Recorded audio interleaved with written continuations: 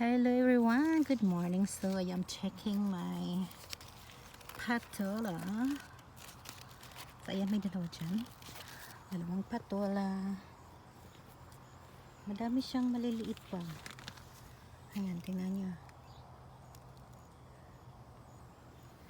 Madami siyang maliliit. Mag-ano tayo ngayon? Magdidilig. Meron pa dyan isa na medyo malaki na din. Ayan, tingnan nyo yan. So bali tatlo yung malalaking patola ngayon. Meron din isa dyan. Ito ano to? Cucumber. So magkilig tayo mga lalabs. Marami pang bulaklak dyan. Kasi di ako nagdilig kahapon. Ayan, may i-harvest tayo na okra. Pitasin natin.